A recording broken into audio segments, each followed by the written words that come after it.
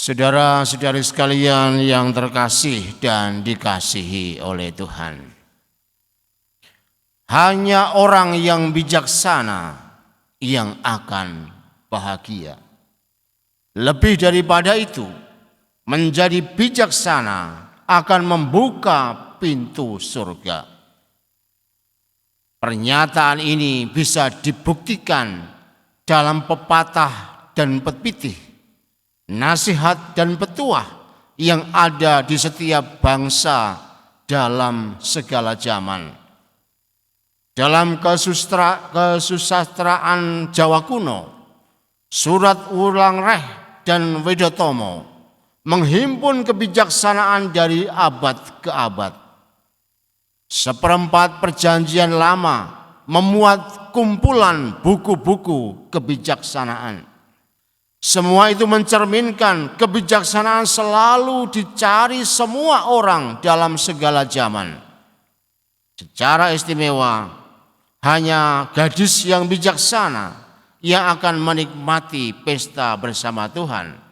Untuk itu, marilah kita sejenak merenung tentang kebijaksanaan itu.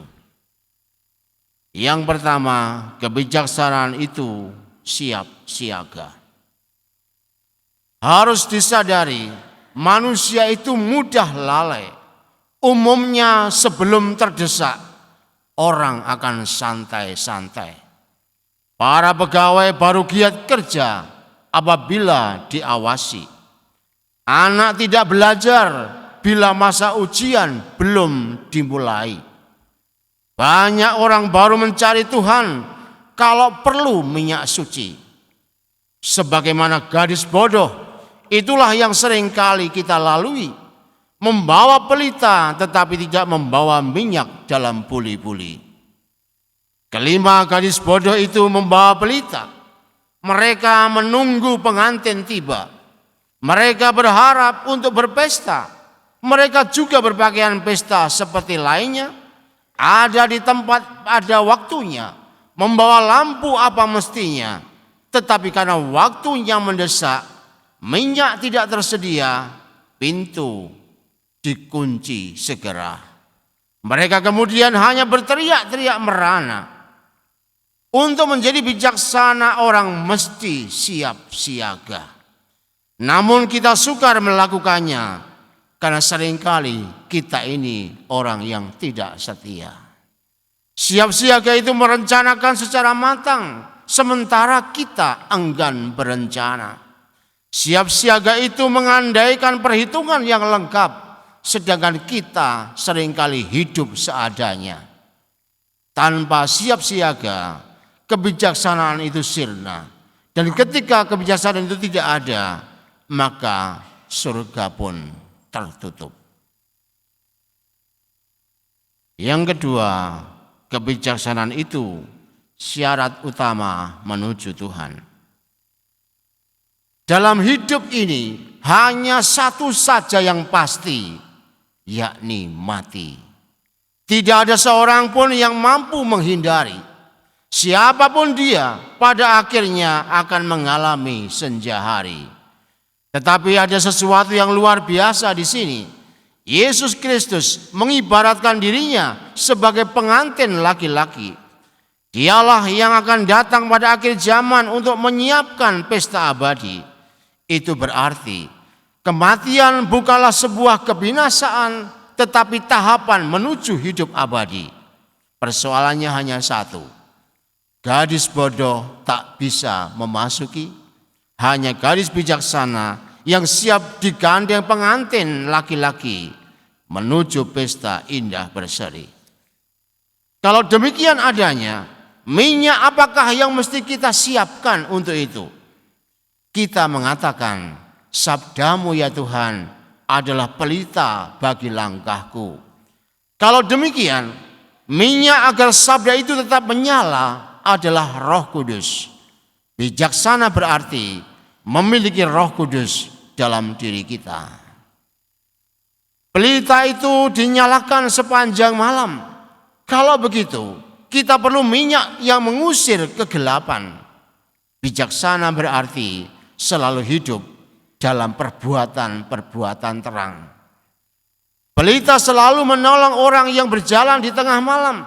Dengan demikian, minyak itu berarti cinta yang besar, agar di tengah pengalaman malam, di tengah kehidupan yang gelap, di tengah persoalan yang sulit, kita tetap memiliki cinta dan tidak kehilangan Tuhan.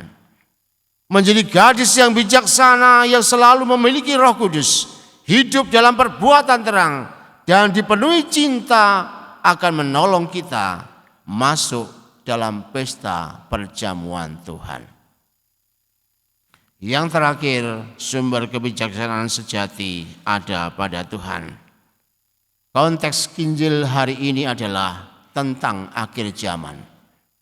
Untuk menyambut Kristus yang datang pada akhir zaman sebagai pengantin yang akan tiba, kita perlu siap siaga. Dan itu sebuah keharusan bagi kita. Agar kita terus bisa siap siaga, maka sabda Allah mesti menjadi penuntun langkah kita. Namun kita sadar bahwa kita ini rapuh, lemah dan seringkali lengah. Tapi syukur kepada Allah, Tuhan selalu menyiapkan Roh Kudus-Nya sebagai penjaga pelita hidup kita. Disinilah letak keindahan orang Katolik. Hanya gadis bijaksana yang bisa memasuki ke dalam surga, dan ternyata Allah sendiri memberi anugerah Roh Kudus itu kepada kita lewat pembaptisan. Roh Kudus itulah yang akan mengatasi semua perhitungan manusiawi. Allah sumber kebijaksanaan berkenan ditemui dan bersedia hadir dalam seluruh hidup kita. Oleh karena itu, kita yang telah dibaptis sebenarnya dimampukan untuk bersatu dengan Allah. Maka marilah kita selalu datang kepada Tuhan seperti Salomo yang selalu mencari kebijaksanaan. Hanya ketika Allah menjadi pusat hidup kita, hanya ketika sumber kebijaksanaan itu menjadi kekuatan batin kita, kita semua akan menjadi seorang yang bijaksana. Sebagaimana Allah sendiri bijaksana, dan disitulah sebenarnya kita disiapkan untuk memasuki pesta nikah abadi. Semoga Anda semua menjadi calon-calon gadis yang bijaksana dan bukan gadis-gadis yang bodoh. Tuhan memberkati.